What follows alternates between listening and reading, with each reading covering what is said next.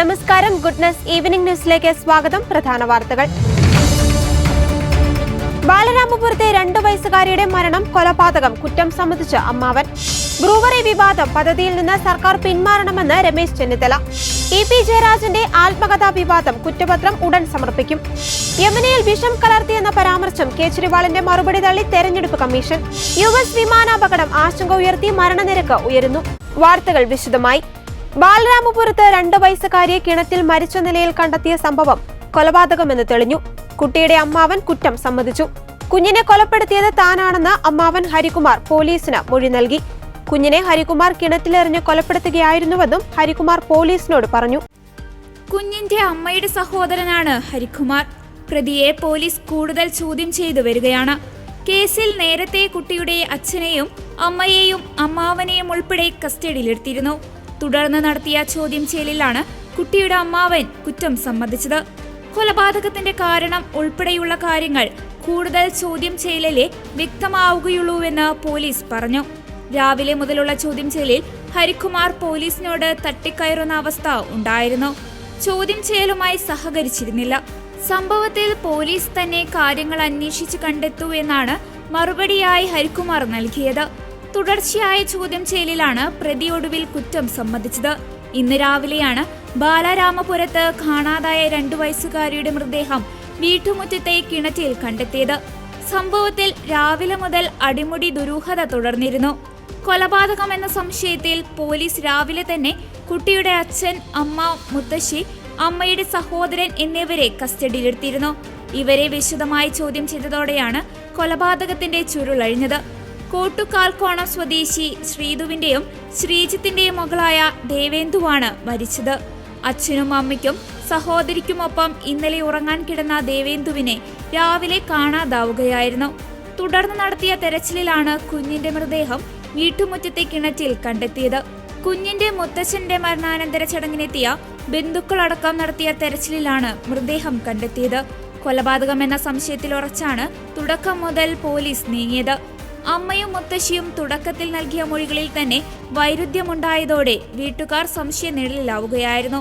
ഇതോടെയാണ് അമ്മയെയും അച്ഛനെയും മുത്തശ്ശിയെയും അമ്മയുടെ സഹോദരൻ ഹരികുമാറിനെയും കസ്റ്റഡിയിലെടുത്തത്.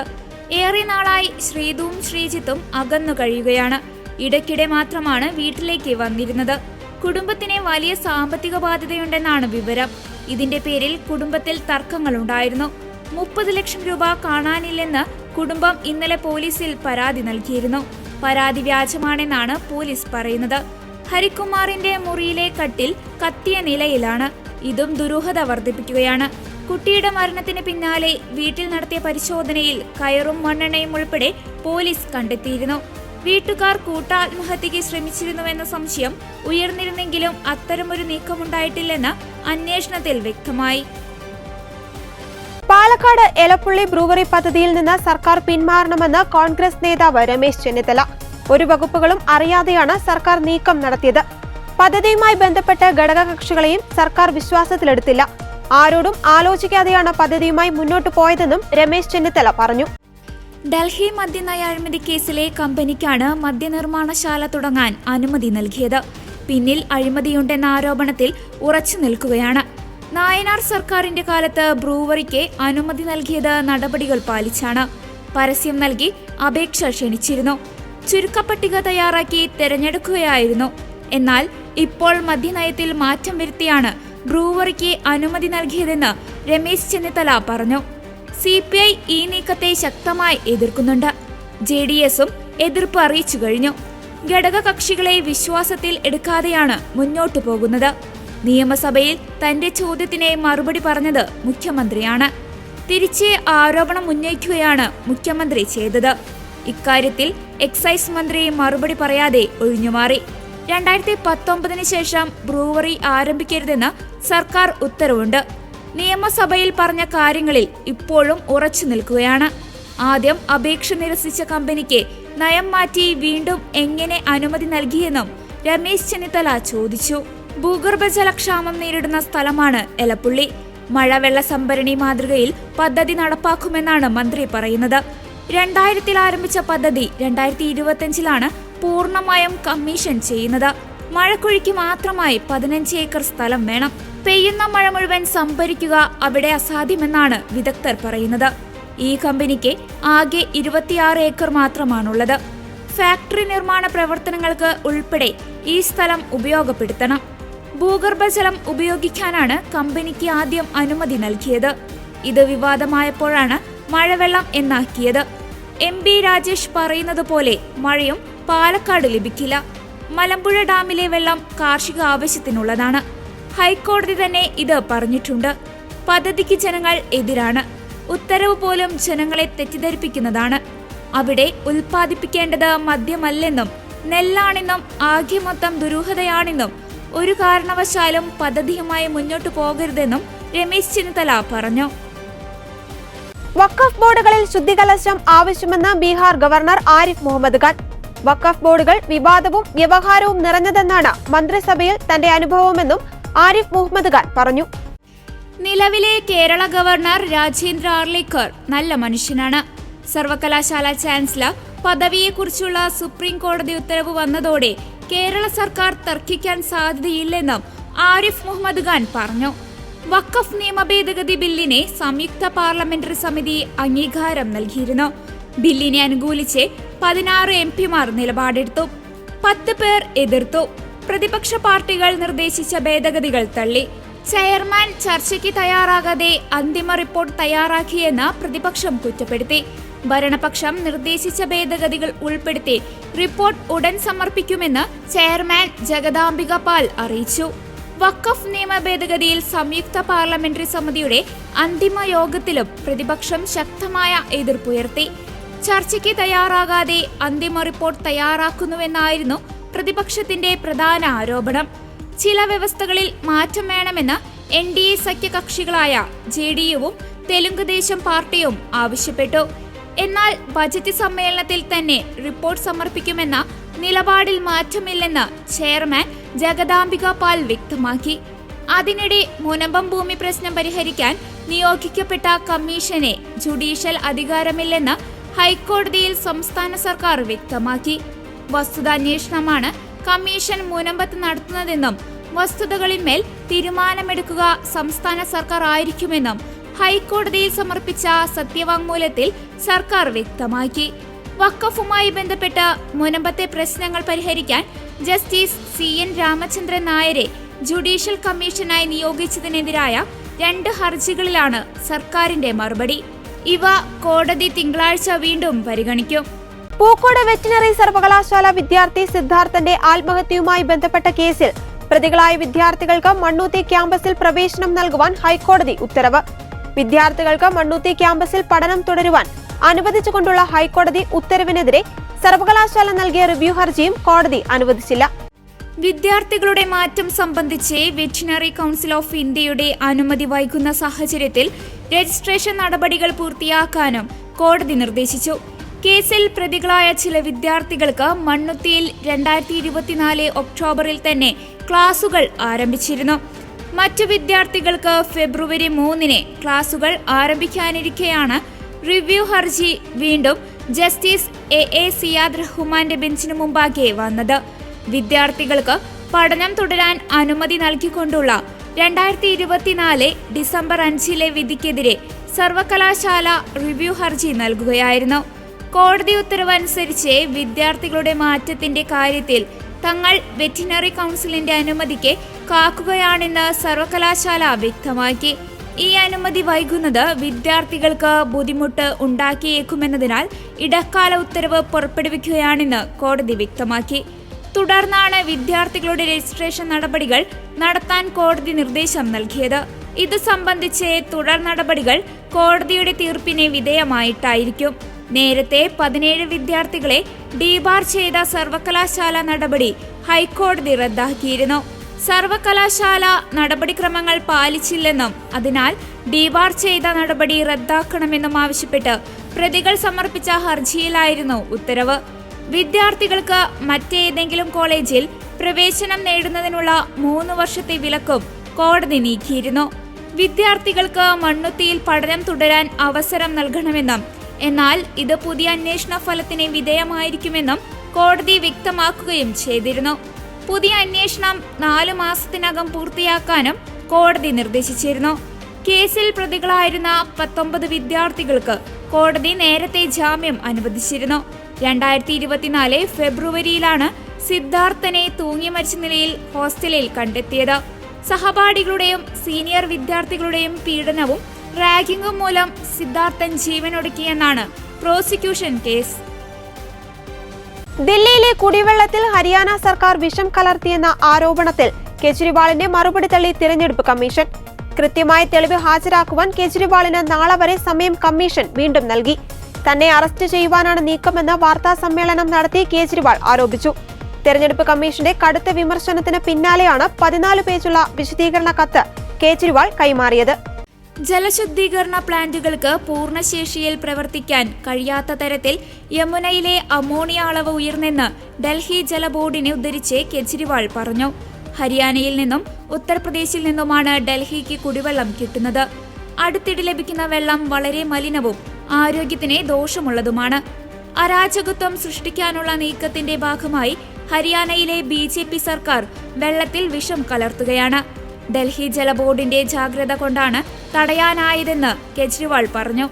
ഡൽഹിയിലെ ജനങ്ങൾക്ക് നല്ല വെള്ളം ലഭ്യമാക്കാൻ ഹരിയാനയോട് നിർദ്ദേശിക്കണമെന്നും തെരഞ്ഞെടുപ്പ് കമ്മീഷനോട് കേജ്രിവാൾ അഭ്യർത്ഥിച്ചു.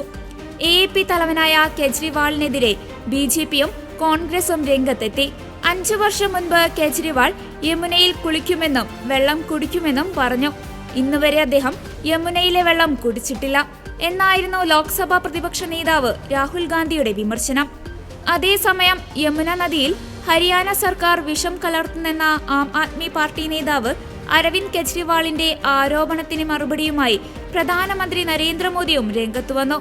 പ്രധാനമന്ത്രി കുടിക്കുന്ന വെള്ളത്തിൽ ഹരിയാനയിലെ BJP സർക്കാർ വിഷം കലർത്തുമോ എന്ന് മോദി ചോദിച്ചു. അതിനിടെ ഹരിയാന സർക്കാർ യമുന നദിയിൽ വിഷം കലർത്തുന്നെന്ന ആരോപണത്തിൽ ആം ആദ്മി പാർട്ടി ദേശീയ കൺവീനർ അരവിന്ദ് കെജ്രിവാളിനെ ഹരിയാന കോടതി സമൻസ് അയച്ചു.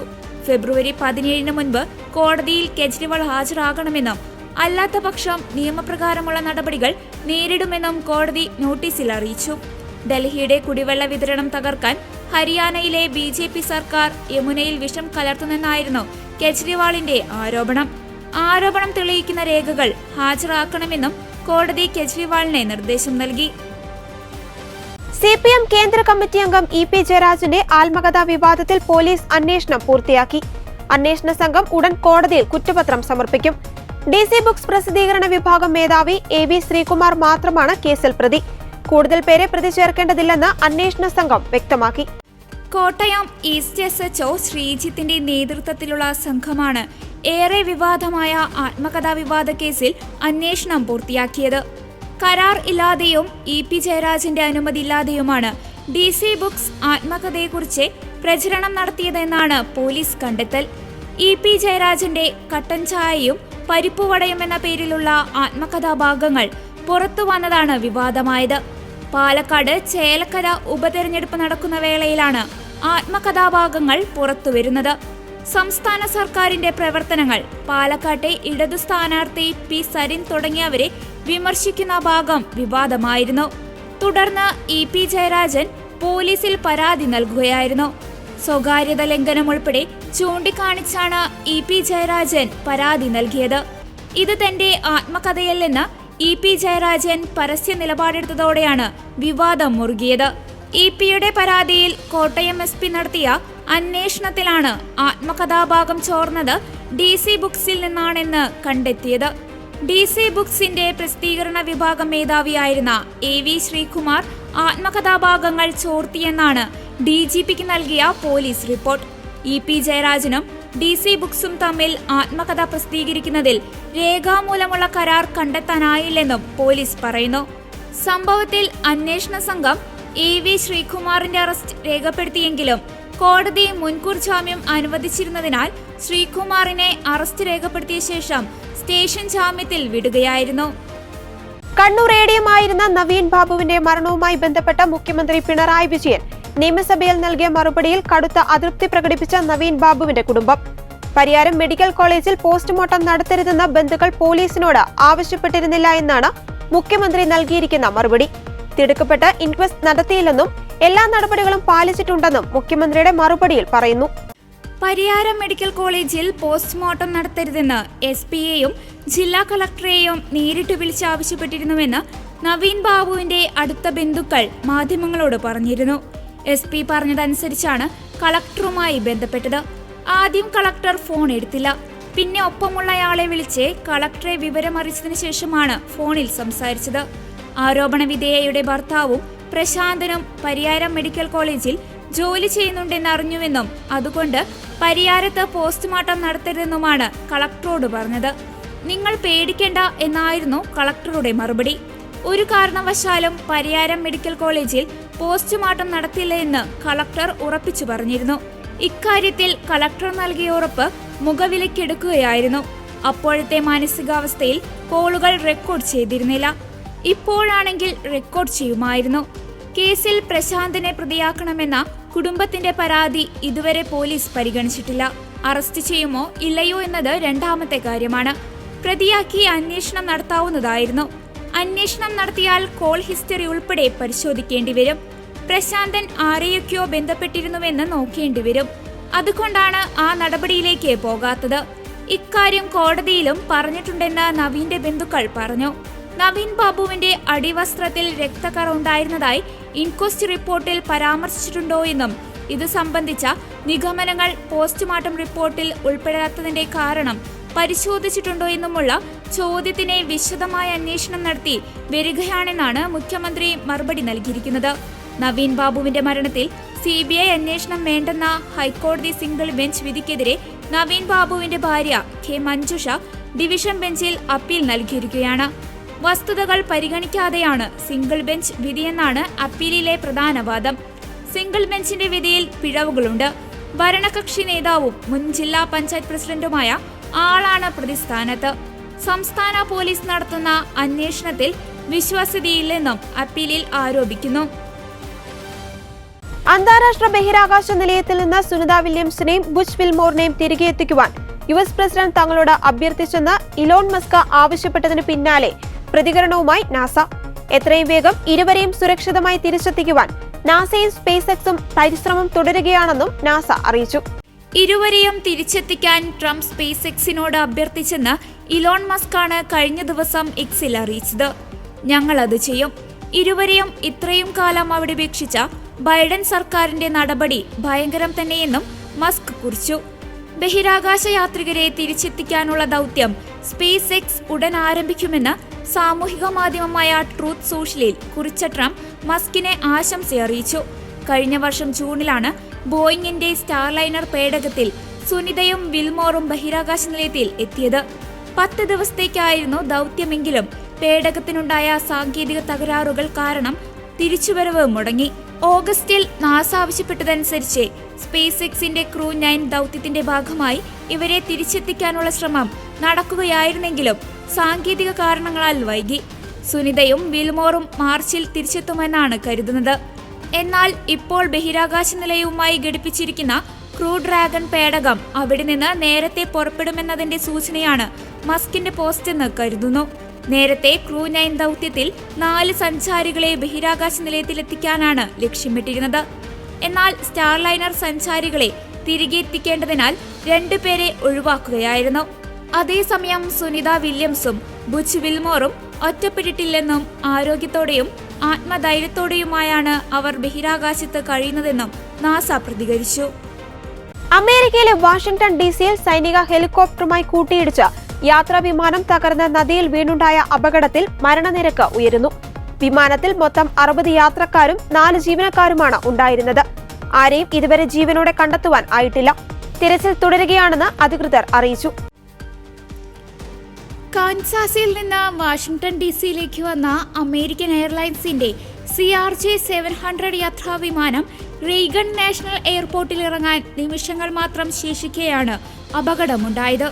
റൺവേ 33 ലക്ഷ്യമാക്കി താഴ്ന്നുകൊണ്ടിരുന്ന വിമാനത്തിലേക്ക് അമേരിക്കൻ സൈന്യത്തിന്റെ തന്നെ ബ്ലാക്ക് ഹോക്ക് സൈനിക ഹെലികോപ്റ്ററാണ് ഇടിച്ചു കയറിയത്. പിന്നാലെ വിമാനവും ഹെലികോപ്റ്ററും കത്തിയെരിഞ്ഞു. വെർജീനിയയിൽ നിന്ന് പറന്നുയർന്ന പരിശീലന പറക്കൽ നടത്തുകയായിരുന്ന ഹെലികോപ്റ്ററിലുണ്ടായിരുന്നത് 3 സൈനികരാണെന്നാണ് വിവരങ്ങൾ. തണുത്തുറഞ്ഞ പോട്ടോമാക് നദിയിലാണ് വിമാനവും ഹെലികോപ്റ്ററും പതിച്ചത്. നിമിഷങ്ങൾക്കകം തുടങ്ങിയ തെരച്ചിൽ ഇപ്പോഴും തുടരുന്നു. 300-ലേറെ പേർ അത്യാധുനിക ഉപകരണങ്ങളുടെ സഹായത്തോടെയാണ് 24 അടി ആഴമുള്ള നദിയിൽ തിരയുന്നത്. ഇരുട്ടും കൊടും തണുപ്പും ആദ്യ മണിക്കൂറുകളിൽ രക്ഷാപ്രവർത്തനത്തിന് തടസ്സമായി. നടക്കുന്ന അപകടമാണുണ്ടായതെന്ന് പ്രസിഡന്റ് ഡൊണാൾഡ് ട്രംപ് പ്രതികരിച്ചു. വിമാന ദുരന്തങ്ങളിൽ അത്യപൂർവമാണ് ആകാശത്തെ കൂട്ടിയിടികൾ. അതുകൊണ്ട് തന്നെ വിശദ അന്വേഷണത്തിൽ മാത്രമേ അപകട കാരണം വ്യക്തമാകൂ. ഹെലികോപ്റ്ററിൽ നിന്നും വിമാനത്തിൽ നിന്നും അപകടത്തിന് തൊട്ടുമുൻപ് എയർ ട്രാഫിക് കൺട്രോളുമായി നടത്തിയ സംഭാഷണങ്ങളുടെ ഓഡിയോ പുറത്തു വന്നിട്ടുണ്ട്. 2009 ശേഷം രാജ്യത്തുണ്ടാകുന്ന വലിയ വിമാനാപകടമാണ് ഇത്. നാഷണൽ ട്രാൻസ്പോർട്ടേഷൻ ഏജൻസി അന്വേഷണം ആരംഭിച്ചു കഴിഞ്ഞു. അപകടത്തിൽ ആരും രക്ഷപ്പെട്ടതായി സൂചനയില്ലെന്ന് വാഷിംഗ്ടൺ DC ഫയർ ചീഫ് പറഞ്ഞു. ഫയർ ഡിപ്പാർട്ട്മെന്റും FBI, ആർമി നീന്തൽ വിദഗ്ധരും ചേർന്നാണ് നദിയിലെ തെരച്ചിൽ നടത്തുന്നത്.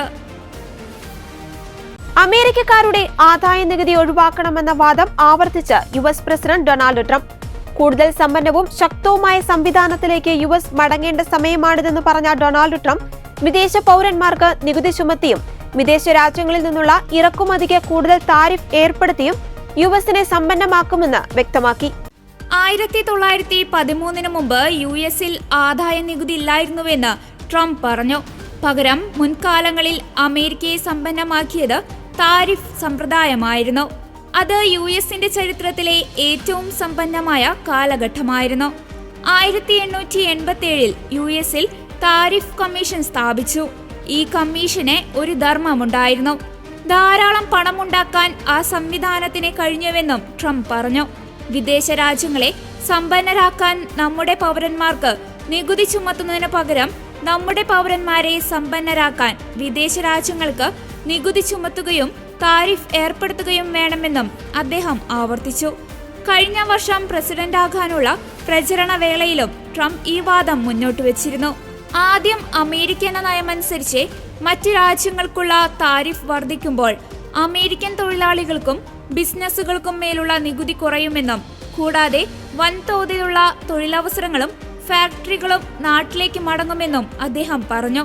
ആഗോള വ്യാപാരത്തിൽ US ഡോളറിന് പകരം മറ്റ് കറൻസികൾ കൊണ്ടുവരാൻ ശ്രമിച്ചാൽ 100% താരിഫ് ഏർപ്പെടുത്തുമെന്ന് ഇന്ത്യയടങ്ങുന്ന ബ്രിക്സ് കൂട്ടായ്മയെ ട്രംപ് ഭീഷണിപ്പെടുത്തിയിരുന്നു. US-ൽ രാജ്യത്തുടനീളമുള്ള 328 തുറമുഖങ്ങളിൽ കസ്റ്റംസ് ആൻഡ് ബോർഡർ പ്രൊട്ടക്ഷൻ ഏജന്റുമാരാണ് താരിഫുകൾ ശേഖരിക്കുന്നത്. സർക്കാരുകൾക്ക് പണം സ്വരൂപിക്കുന്നതിനും അഭിവൃദ്ധി പ്രോത്സാഹിപ്പിക്കുന്നതിനുമുള്ള കാര്യക്ഷമമല്ലാത്ത മാർഗമാണ് താരിഫുകൾ എന്നാണ് ട്രംപിന്റെ നീക്കത്തെ എതിർക്കുന്നവർ പറയുന്നത്. ഇതോടെ ഗുഡ്നസ് ഈവനിംഗ് ന്യൂസ് ഇവിടെ പൂർണ്ണമാകുന്നു. കൂടുതൽ വാർത്താ അപ്ഡേറ്റുകൾക്കായി ഗുഡ്നസ് ന്യൂസ് ചാനൽ സന്ദർശിക്കുക. നന്ദി.